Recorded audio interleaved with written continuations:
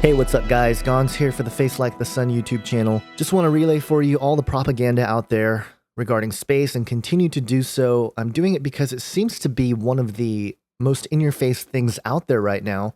And I feel like there's not a whole lot of truther people addressing it. I see a lot of people just dismiss it entirely and say, there's no space, it's all a lie, which I guess you can take that stance and several people do, and that's okay. But I think you have to consider why this propaganda is out there in the first place. And I think it's a little bit more nuanced and complex than simply saying it's all a lie, it's all a lie. Now, there's lots of space propaganda happening here. And space.com is just filled with articles that are suggesting this stuff. But before we get into that, let me show you the cover of Time magazine. I took a snapshot of this while I was in the grocery store this morning, and here it is.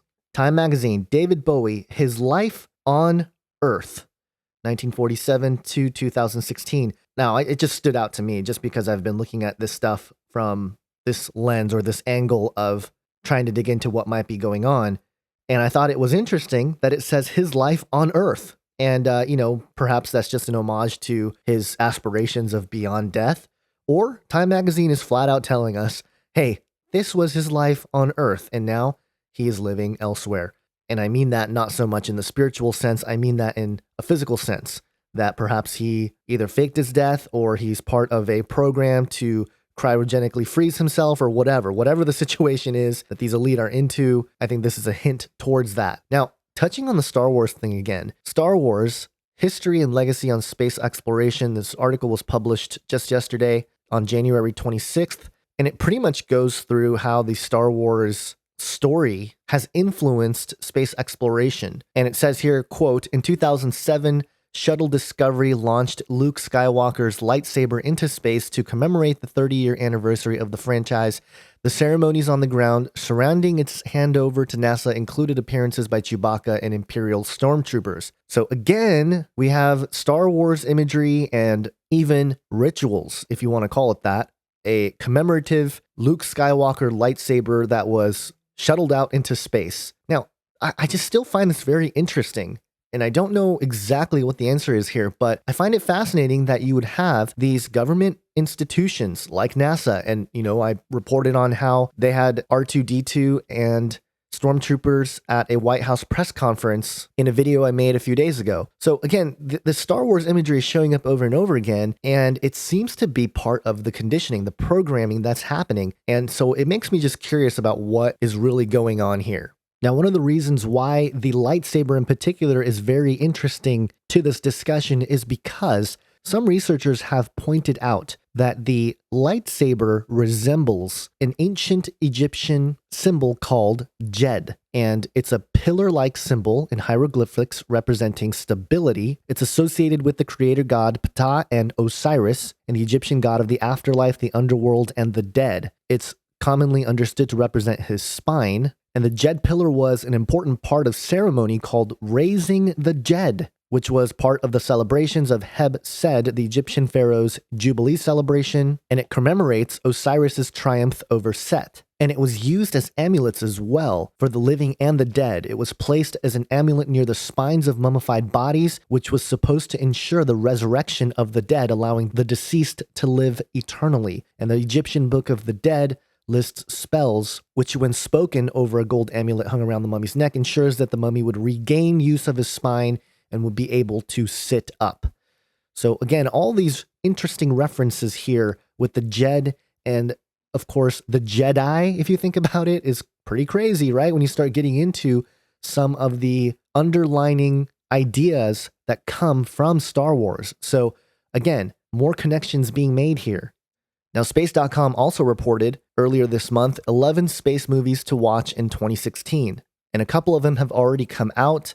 And, I've had people asking me about The Fifth Wave, and I'll definitely, if I get a chance, I'll do a report on it, and I just haven't had a chance to really go to the movie theaters and all that. But The Fifth Wave is one of them. Moonwalkers is another one that really plays into the conspiracy surrounding the moon landing, and it seems like they're appealing more and more to the conspiracy crowd. And I think that's on purpose as well. And I think there's an agenda behind that. And I have some thoughts on that, and maybe I'll share it in another video. But This reminds me of the fake Stanley Kubrick video that came out a few weeks ago suggesting that it was Stanley Kubrick admitting that he faked the moon landing videos. And I'm not saying the moon landing wasn't fake, but it's interesting because that footage, that video was fake. The interviewer even called the alleged Stanley Kubrick by a different name and told him to, do things differently or whatever. It was clearly a hoax. So I didn't even bother because other people jumped all over it. But it's interesting that there is a push to address or use conspiracy as storylines. Then there's a movie out called Laser Team, where humanity is sent a superpowered suit to defend against an incoming alien threat. And this is kind of a comedy, but same themes. High-tech armor, alien invasion, etc., etc. Then there's the movie The Last Man on the Moon. It's a new documentary that follows the life of Gene Cernan, commander of NASA's Apollo 17 mission, and the last man to allegedly walk on the moon. And then there's a movie called The Little Prince coming out. It's a story a retired aviator describes his adventure with a little boy who lives on an asteroid to a young girl on Earth. Later, she is drawn into the story herself. The movie is inspired by the famous 1943 novella of the same name. The segments of the movie drawn from the classic story are filmed in stop-motion animation, while the rest is computer animated. Interesting, The Little Prince, about a boy who lives on an asteroid. I mean, this is, I feel, propaganda to the children, so to cover the children, the youth. Then you have Batman versus Superman, Dawn of Justice. We covered a little bit about this in the trailer and everything else. And, of course, there are the apocalyptic themes in this one that covers outer space and aliens and all this stuff. Independence Day Resurgence. Those creepy aliens are back. And, same thing, more propaganda. The one thing that stood out in the preview with this one is that Bill Pullman doing the president's role. This time, instead of America coming together, it's the whole world uniting. And it echoed the speech by Reagan and everything else. So more of that. No Will Smith this time, so I don't know if the box office is going to like that. You have Star Trek Beyond coming out, the third of the Star Trek revamp. So I'm sure that'll be very popular. The Space Between Us. It's an online romance that blooms the first human born on Mars. Again, why do they keep pushing these stories about life outside? It's quite remarkable. Rogue One, a Star Wars story. The first of Disney's standalone spin-offs of Star Wars is set to be the prequel trilogy and before A New Hope, following the rebel fighters who stole the Death Star's secret plans. Blah, blah, blah. More Star Wars stuff continues on here. And then a movie called Passengers is coming out on December 21st. Jim Preston wakes up from cryogenic sleep 90 years early on an interstellar voyage. Stuck awake among thousands of hibernating travelers, he decides to wake up another passenger, played by Jennifer Lawrence. Convenient. But again, cryogenically frozen, deep space. The themes are there. They're all over the place. There's a bunch of other movies that are listed here. 400 Days, Terminus, Ratchet and Clank, A Beautiful Planet, Captain America Civil War, Ice Age, Collision Course, Trolls, and they all have something to do with space. And that's a lot of movies about space in one year. Yeah, I think we've had plenty of them throughout the years, but I think some of the themes of a few of these movies are way too specific and in line with the stuff we've been addressing or covering on this channel. Now let me step back into Star Wars again, because there was another article Space.com published, and it was called Star Wars for Real, U.S. Military Wraps Up Space War Games. And the first line of the article says, think of it as Star Wars The Force Awakens, but for real. The U.S. Air Force Space Command's 9th Shriver War Game, which took place from December 11th through the 17th, at Shriver Air Force Base in Colorado, might not have had all the silver screen hoopla of the Galactic Empire, Jedi Knights, and other components of the Star Wars universe, but there were some familiar themes. The war game, which was set in the year 2025, explored critical space issues, from spacecraft jamming to cyber warfare attacks on ground to space control infrastructure to the use of anti-satellite and directed energy weaponry. The goal was to sharpen the skills of space warfighters and to figure out ways to deal with, as well as de-escalate, the prospect of space conflict in the future, Air Force officials said. And the people who participated in this, 200 military and civilian experts from more than 27 U.S. government agencies, including NASA, as well as Australia, Canada, New Zealand, UK, all took part in the war game. So regardless of whether you think this is all fake or whatever, they're spending millions of dollars on this sort of thing, training civilians even for this sort of endeavor. And so I think we have to at least keep our finger on the pulse and just kind of keep an eye on this stuff, because it is interesting. And the idea of cyber attacks in conjunction with space attacks is also fascinating because it seems like the two are converging in a very strange way. Now, there was another article published a couple days ago on the New York Times, a space station with surveillance cameras for hire. Now, we've covered this company called EarthCast, and some people pointed out, you are the cast, suggesting the whole we are being watched or we are in a dome kind of concept. But the reason why I covered it was because it came up in the research for the video on the Black Knight satellite that was published by Pepsi Production a few months ago, and I thought it was interesting. Now, this article is just ridiculous. I mean, some of the lines in here, I'm surprised more people aren't freaking out about it, and I think it's just because we've been so dumbed down at this point. We read stuff like this and go, oh yeah, it's a good idea. But check out quotes like this that EarthCast will be involved in.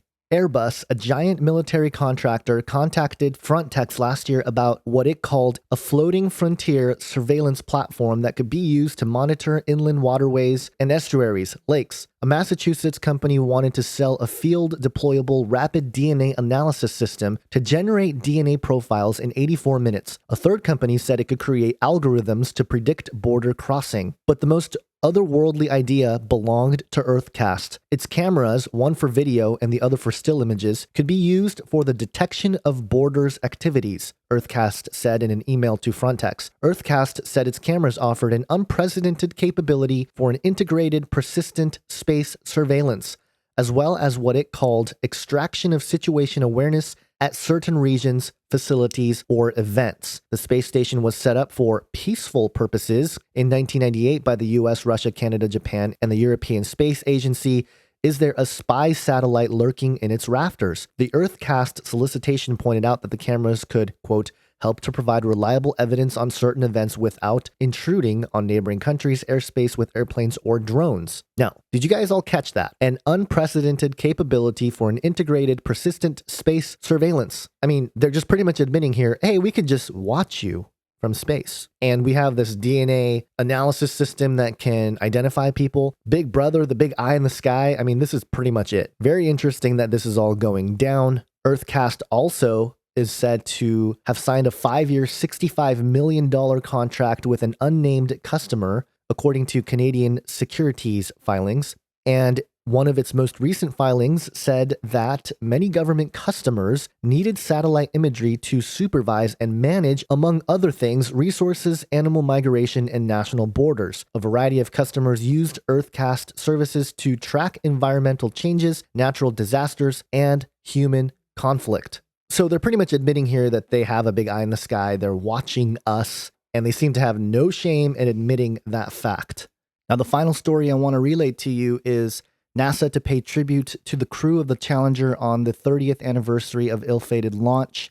And I know there's a lot of conspiracy theorists who are out there who have talked about this explosion that happened in 1986 and who was on it and why those people may have been eliminated. Now, there was an article that came out last year that, look, I have no way of vetting, okay, but I found it really interesting and just kind of fascinating. So I wanted to share it with you guys and get your thoughts on it. It was basically this idea that the crew of the 1986 Space Shuttle Challenger that exploded are still alive. And I don't know the original source of this article. I pinned it back at least real quick to this blog here, fellowshipoftheminds.com. And it pretty much outlines each individual who was allegedly on the spacecraft and what they would look like or what they would be doing today. And some of the pictures are really compelling, especially if you look at the hair pattern and the teeth, the eyes, certain things of their facial features and characteristics. It does seem a little bit suspicious. You know, we don't know for sure that these are the men and women who were on the Challenger. There's no way to really just verify any of that, but it is fascinating. It is something to think about. I know none of us trust NASA, so this is nothing new for any of you guys. And if they did this, why would they do it? For what purpose did they do this? You know, was it to create more sympathy for NASA? Was it simply to have these men and women go into different programs? We just have no idea, but it does make you think. And I want to point out one last thing here that somebody in the comment section on my Facebook page mentioned yesterday when I posted the video on Davos 2016 and the discussion about man and machine in 2030. This person said that perhaps the fourth industrial revolution is the fourth beast in the book of Daniel and the book of Revelation. And that's a very interesting thought, because when you look at Daniel 7, which talks about the 4 beasts, and the 4th one in particular that was terrifying and frightening, very powerful. In verse 23, it says, "Thus he said, as for the 4th beast, there shall be a 4th kingdom on earth, which shall be different from all the kingdoms, and it shall devour the whole earth and trample it down and break it to pieces." And if we compare the beasts there in Daniel 7 to Revelation 13, we find that in Revelation 13, we see an amalgamation, a conglomerate of the 4 beasts separately described in Daniel 7, all in one as one giant beast in Revelation 13. Now, in Revelation 13, the beast that comes out of the sea, and it has all these characteristics, 10 horns, 7 heads, 10 crowns, a place where the dragon gives his power and his throne and great authority over to, which is interesting. It's described as being like a leopard, its feet like a bear, and its mouth like a lion. Those are the 3 different animals that are characterized in Daniel 7 as separate beasts. But this final beast contains all of that, which means it's a conglomerate beast, as I mentioned a moment ago. And if you want to do a full study on this, Chris White has the contemporaneous beast view study that I'll leave in the description section. But it does make you wonder, is this final beast not just a nation or anything like that, but perhaps we're looking at an industry, a corporation, a major institution that's part of this whole New World Order thing that is the beast, that is made up of powerful nations, of rulers of this earth and everything else, which includes the Jesuits, the Zionists, and everything in between, the entire New World Order. And the fact that this beast comes out of the sea is also very interesting, because I think there is a huge correlation between what's below us and what might be above us, right? And, the investigations concerning USOs, unidentified submerged objects, are just as compelling as the unidentified flying objects. And so, this whole thing gets into a very fascinating part of the rabbit trail, if you want to call it that. But ultimately, I think it does have something to do with the framework of biblical prophecy and how this is all going to unfold. And that's why I'm keeping track of it, so you guys necessarily don't have to. You guys get sort of a bite-sized thing of everything that's going on in these videos. And again, I appreciate you guys checking it out. Hope you guys share this content with friends and family. I appreciate your comments in the comment section. Just please be nice to each other, share links, share ideas, and be faithful. Thanks for watching my video. Please share it with friends, family, and whoever else you think might benefit from this information. And if you haven't already, please subscribe to the FaceLikeTheSun YouTube channel and dig around the archives. I have hundreds of videos covering topics ranging from angels, aliens, and the Antichrist to global conspiracies of the New World Order, eugenics, genetics, Genesis 6, the Nephilim, transhumanism, and much, much more. And don't forget to check out my full-length documentaries, Age of Deceit, Fallen Angels, and the New World Order, and Age of Deceit 2, Alchemy, and the Rise of the Beast Image, all of which you can watch for free right here on the FaceLikeTheSun YouTube channel. And if you want even more content, check out canarycryradio.com, our podcast where we investigate similar issues and interview all kinds of experts on several different topics. In fact, we just finished episode 100, which is 7 hours long, where we interviewed 26 people in one podcast episode. You can find the podcast at canarycryradio.com or go subscribe to the Canary Cry Radio YouTube channel. Again, thanks for watching and have an awesome day. God bless.